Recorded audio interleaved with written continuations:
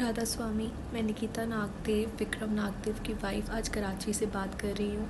मैंने पहले भी सिंधी पंचायत के हेड किशोर कुडवानी जी, मोदी सरकार से यही अपील की है कि मेरे साथ इंसाफ हो। अगर आज मेरे साथ इंसाफ नहीं हुआ तो हर लड़की जो अपने ससुराल में फ़िज़िकल अब्यूज़ का शिकार होती है, अपने हस्बैंड के धोखे का शिकार होती है, तो कभी किसी के साथ इंसाफ नहीं होगा। पाकिस्तान के कराची की रहने वाली निकिता नागदेव के लिए शादी एक लंबी कानूनी और भावनात्मक अग्नि परीक्षा बन गई। उन्होंने अपने पति पर उन्हें पाकिस्तान में अकेला छोड़ने और कथित तौर पर दिल्ली में दूसरी शादी की व्यवस्था करने का आरोप लगाया है। निकिता ने कराची में 26 जनवरी 2020 को हिंदू रीति रिवाजों के अनुसार विक्रम नागदेव से शादी की थी, जो पाकिस्तानी मूल के हैं और लंबी अवधि से भारतीय वीजा पर इंदौर में रह रहे हैं। शादी के एक महीने बाद 26 फरवरी 2020 को विक्रम उन्हें भारत ले आए।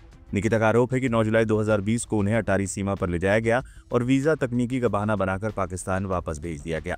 निकिता ने कराची से एक भावुक वीडियो संदेश में कहा, मैं उनसे मुझे भारत बुलाने का अनुरोध करती रही, लेकिन उन्होंने हर बार मना कर दिया। राधा स्वामी, मैं निकिता नागदेव, विक्रम नागदेव की वाइफ आज कराची से बात कर रही हूँ। मैंने पहले भी सिंधी पंचायत के हेड किशोर कुडवानी जी, मोदी सरकार से यही अपील की है कि मेरे साथ इंसाफ हो। अगर आज मेरे साथ इंसाफ नहीं हुआ तो हर लड़की जो अपने ससुराल में फ़िज़िकल अब्यूज़ का शिकार होती है, अपने हस्बैंड के धोखे का शिकार होती है, तो कभी किसी के साथ इंसाफ नहीं होगा। मैं आज आप सबसे रिक्वेस्ट कर रही हूँ कि आप लोग सिर्फ मेरे इंसाफ के लिए मेरे साथ खड़े रहें, मुझे और कुछ भी नहीं चाहिए। 2020 में मेरी शादी हुई थी विक्रम नागदेव के साथ 26 जनवरी को। मैं 26 फरवरी को विक्रम नागदेव के साथ इंडिया आई थी। कुछ दिन उनका बर्ताव मेरे साथ बिल्कुल ठीक रहा, लेकिन कुछ दिन के बाद उनका बिहेवियर मेरे साथ बिल्कुल चेंज हो गया। मुझे समझ ही नहीं आया कि ऐसा क्यों हो रहा है। कुछ दिन के बाद जब मुझे पता चला कि मेरे हस्बैंड का अफेयर है, वो भी मेरी जेठानी की खाला की बेटी के साथ, जिसका नाम शिवानी डिंगरा है। मैंने यही बात अपने फादर इन लॉ को बताई, लेकिन मेरे फादर इन लॉ का यही कहना था, बेटा लड़कों के तो अफेयर होते हैं, हम कुछ नहीं कर सकते। मैं वहाँ इन लॉज में मुझे कोई सपोर्ट नहीं मिला। मैंने अपने हस्बैंड से भी बात की, लेकिन जब मैंने ये बात की उसके कुछ दिन बाद से मेरे हस्बैंड का मेरे साथ फ़िज़िकल अब्यूज़ बरकरार रहा। हर दिन मैं फ़िज़िकल अब्यूज़ का शिकार होती रही। मुझे कुछ समझ ही नहीं आ रहा था मैं क्या करूं, क्योंकि इंडिया में मेरे पास कोई भी नहीं था, मेरा साथ देने के लिए कोई भी नहीं था या मेरे साथ कोई खड़ा रहे। फिर मैंने चुप करके अपना पारिवारिक संसार शुरू किया। कुछ टाइम के बाद वहाँ पे कोरोना काल लगा। कोरोना काल में मैं अपना बी फॉर्म वहाँ पे सबमिट करी थी, लेकिन मेरे हस्बैंड ने मुझे रोक दिया। मेरे हस्बैंड ने कहा कि अभी अगर तुम्हें अपने माँ बाप से मिलना है तो तुम 1 महीना वहाँ पे जा सकती हो, अगर तुम्हारा बी फॉर्म यहाँ पे सबमिट हो गया तो तुम 3 साल तक पाकिस्तान नहीं जा पाओगी। ये कह के मेरे हस्बैंड ने मुझे पाकिस्तान भेजा। जब मैं यहाँ पर आई, मैं 1 महीने की परमिशन लेके अपने हस्बैंड से बाकायदा पाकिस्तान आई थी, जो कि उन्होंने खुद मुझे भेजा था। जब मैं यहाँ पर पहुँची हूँ, कुछ दिन बाद मैंने अपने हस्बैंड को बोला कि आप अभी वीज़ा के पेपर्स मुझे भेज देना कुछ दिन में, ताकि मैं वहाँ के लिए अप्लाई कर दूँ, क्योंकि वीज़ा आने में टाइम लगेगा। मेरे हस्बैंड ने मुझे कहा कि मैं तुम्हें वीज़ा के पेपर्स भी नहीं भेजूँगा, ना मैं तुम्हें इंडिया बुलाऊँगा। ये कह के उन्होंने मुझे ब्लॉक कर दिया व्हाट्सएप से। मुझे कुछ समझ में नहीं आया कि ऐसा हो क्यों रहा है। उसके बाद मेरे फादर इन लॉ ने हमें फ़ोन किया, मेरे पापा को फ़ोन किया। उन्होंने कहा कि आप हमारे भाइयों के घर जाएं, हमारे भाइयों से बात करें। उन्होंने हमें हर जगह पे जलील किया। हमें कुछ समझ में ही नहीं आ रहा था। जो लड़की 1 महीने के लिए अपने माँ बाप से मिलने आई थी, उसका पूरा जीवन इस तरह से लुट गया। क्या कोई भी लड़की अपने ससुराल से अपने माँ बाप के घर आएगी तो क्या वो कभी भी अपने घर नहीं जा पाएगी? क्या कभी भी वो अपने ससुराल नहीं जा पाएगी?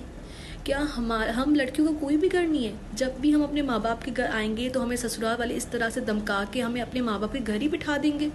अब जाके मुझे पता चल रहा है कि मेरे हस्बैंड ने वहाँ पे इलीगली शिवानी डिंगरा से एंगेजमेंट की है, जबकि उनकी वेडेड लीगली वाइफ यहाँ पे पाकिस्तान में अपने माँ बाप के घर बैठी है। मेरा आखिर कसूर क्या है कि मैं 1 महीना अपने माँ बाप से मिलने आई, वो भी मेरे हस्बैंड के कहने पे? क्या कोई भी लड़की अपने ससुराल से माँ बाप से मिलने आएगी तो वो कभी अपने घर नहीं जा पाएगी, अपने ससुराल नहीं जा पाएगी? इंडिया में तो ऐसा कानून है कि वो तो हर औरत के साथ इंसाफ होता है, हर औरत के साथ न्याय होता है, वहाँ वुमेन एम्पावरमेंट है।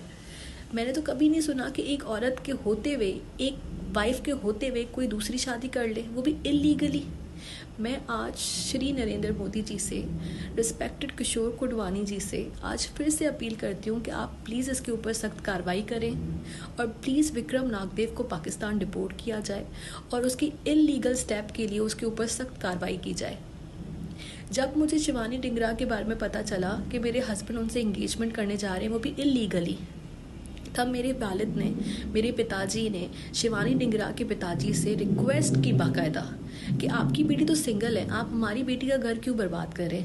शिवानी डिंगरा के पिताजी के चंद अल्फाज ये भी थे जो उन्होंने मेरे पिताजी को कहे थे। उन्होंने कहा था कि इंडिया का माहौल बहुत फॉरवर्ड है, इंडिया में लड़कियों के अफेयर हो जाते हैं, हम कुछ भी नहीं कर सकते। ये शिवानी डिंगरा के पिताजी के अल्फाज थे जो उन्होंने मेरे पिताजी को कहे थे जब उन्होंने अपनी बेटी के लिए उनसे रिक्वेस्ट की थी। मैंने यही रिक्वेस्ट शिवानी डिंगरा को भी की थी कि आप तो सिंगल हैं, आप तो कहीं पे भी शादी कर सकती हैं, आप मेरा घर क्यों बर्बाद कर रही हैं।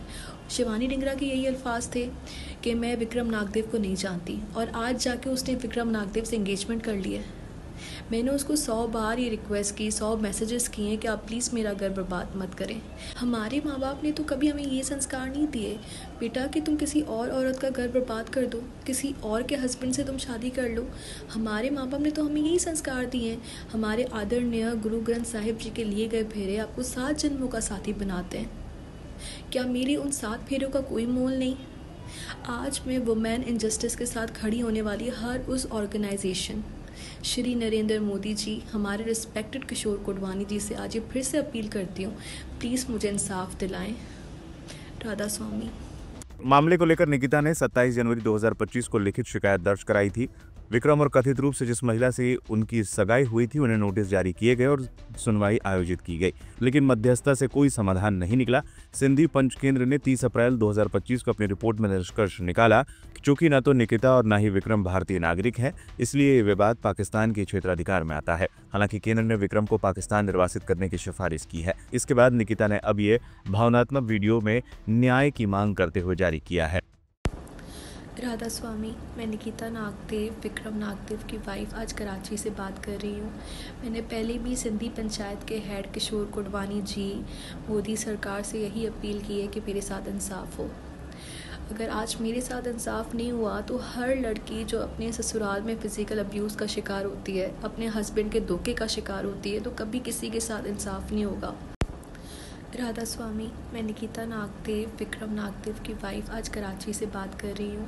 मैंने पहले भी सिंधी पंचायत के हेड किशोर कोडवानी जी, मोदी सरकार से यही अपील की है कि मेरे साथ इंसाफ हो।